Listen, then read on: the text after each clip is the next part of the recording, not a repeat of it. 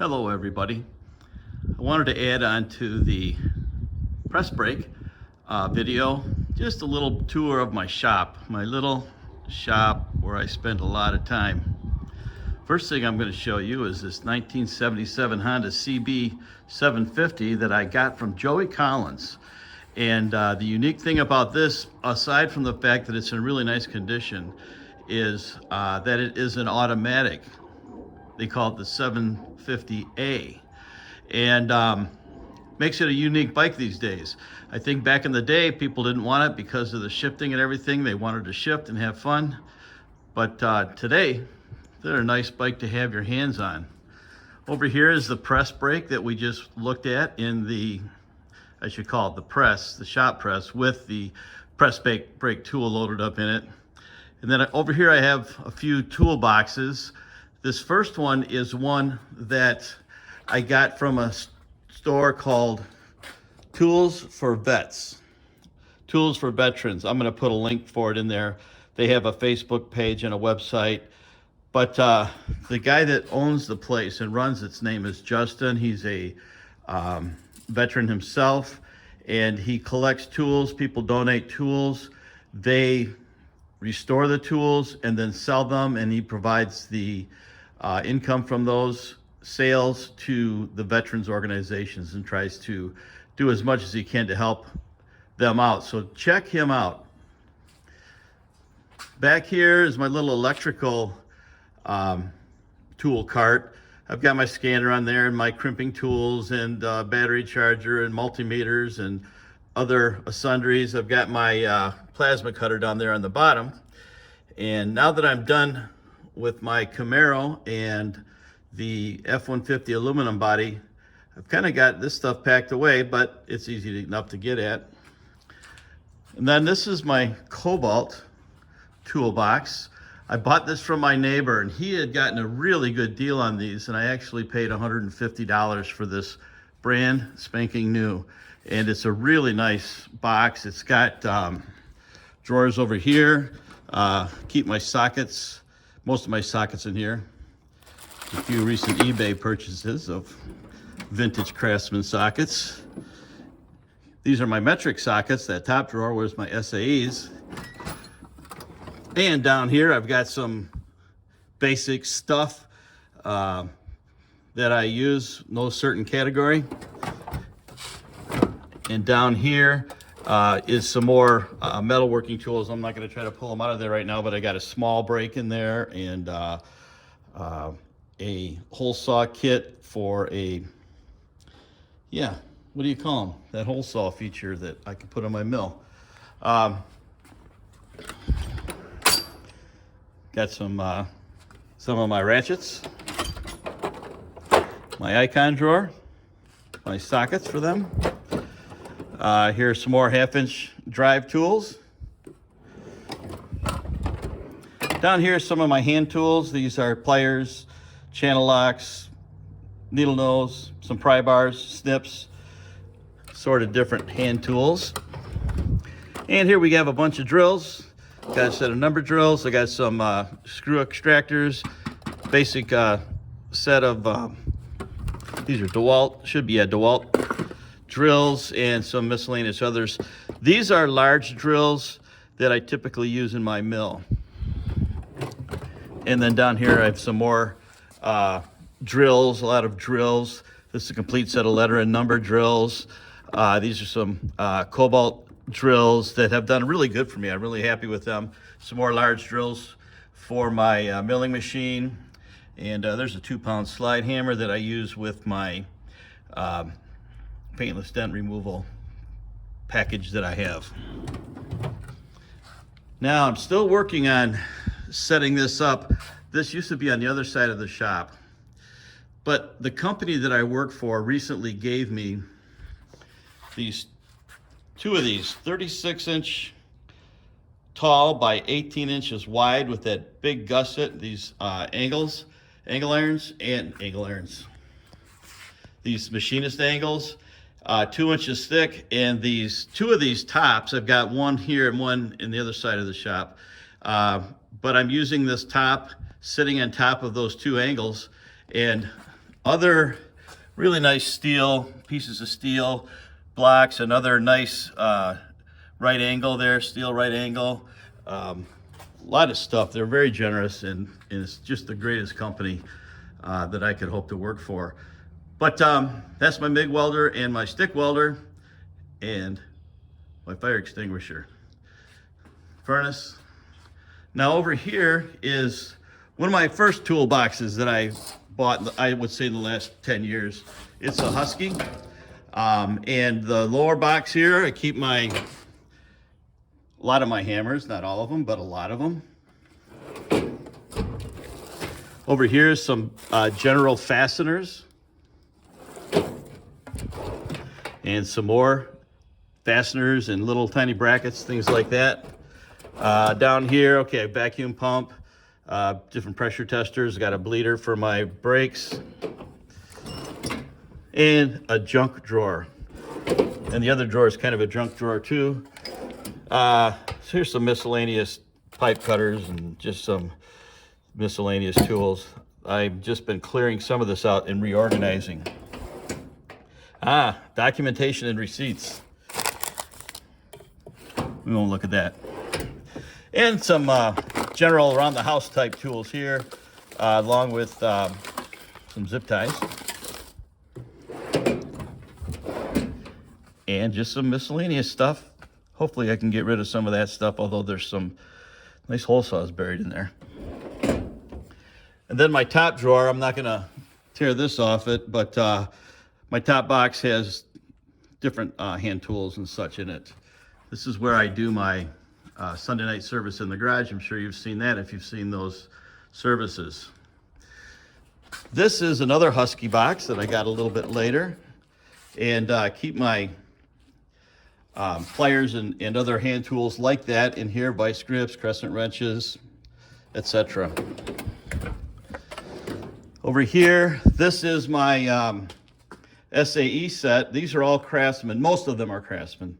I've got a couple others in there. I need to replace a couple miscellaneous tool types with Craftsman. I'm going to be looking on eBay and such for those, but it's mostly 2 sets of Craftsman wrenches, and then I've got a few ratcheting wrenches, etc. And here's my metric Craftsman tools. Mostly Craftsman, some of them are not, but I'm trying to get my hands on a lot of vintage Craftsman tools. I think they're great. Not the new stuff, but the stuff from the 60s, you know, before 70s or before, 50s. They made really good tools at that time. Okay, here I've got a couple tap and die sets and several torque wrenches underneath there. Here's some power tools, electric power tools and air power tools that I keep tucked down in this drawer. Over here, miscellaneous stuff like scissors, knife, the markers that I use on my board for Sunday nights. This board right here, you've seen that too. And incidentally, if you ever wondered about my easel that I use, my easel is this drawer and this drawer pulled out to about there, and it leans against the top box. Those easels are expensive, so I'm going cheap on that. Here you go, stapler. I got a spare sandblasting gun here, measuring tapes, some tape for shipping, which I got a bunch of stuff I got to ship out. Here's some miscellaneous stuff that's probably going to go away.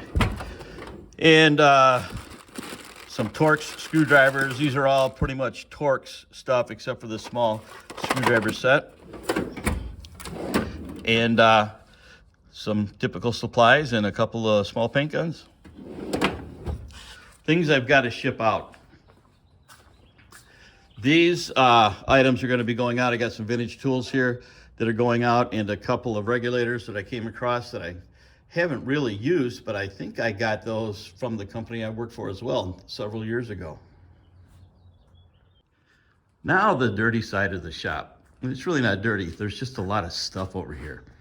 This is a 350 LT1 small block Chevrolet. This engine was previously in this car until I found the original block and decided, okay, the 350's coming out and the 302's going in. So you'll be seeing this running around before too long. Now, if you look over here, this is a bed for a lathe that I got from Joey Collins. Incidentally, speaking of Joey, he's the one who told me about several of you who watch my channel, and so I want to tell him thank you so much for that. But this is a Hendy lathe from 1919. This machine is super solid. Cast iron, even the chip pan, cast iron, the legs, everything's cast iron. And 90% of what you see over here on this steel layout table belongs to that lathe.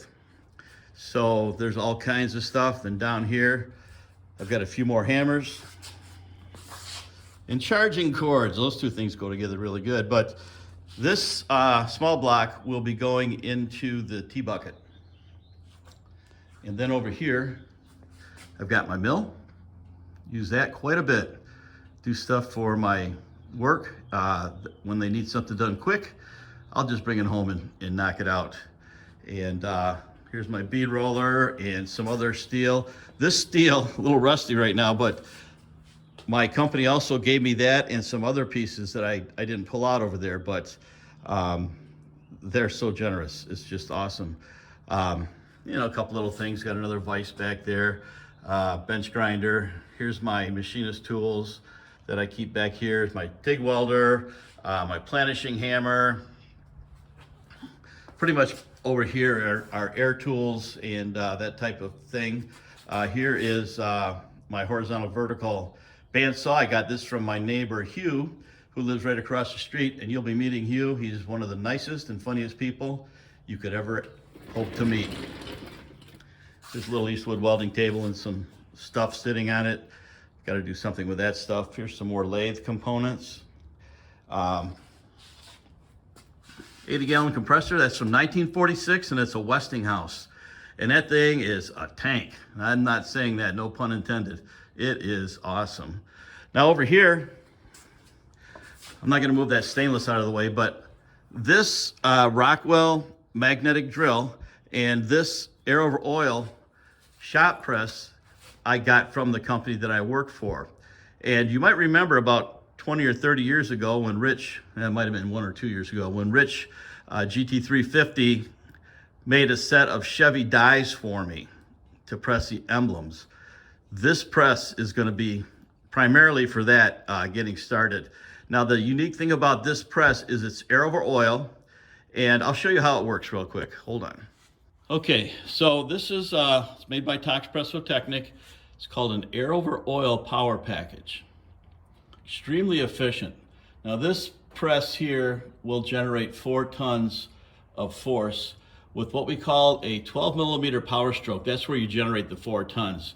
So you don't have to generate that. Like with a hydraulic press, you know, you're always using hydraulics to move. This uses air to move, so you get fast approaches and retracts. And then when you touch the material down below the die sets here, that is when you generate the high force. Now I'm going to show you how this works real quick. Okay, this is the retract port, okay? I'm going to give this some air just with my air gun here. And you see how that comes up. Now if I release that air, it'll float back down, okay? Now it'll do that softly, normally, but right now there's no air pressure. You got to have air pressure on both sides of the cylinder. And then I'm going to show you what the power stroke is like. I'm going to put air in the approach side of the stroke. And you see how that goes under high pressure? And then I'm going to release the air. It comes back up. There's die springs underneath those, between those tools. So that's just kind of a quick example of how a press like this works, but I'll give you more detail once we get it up and running and get Rich's forming dies in there.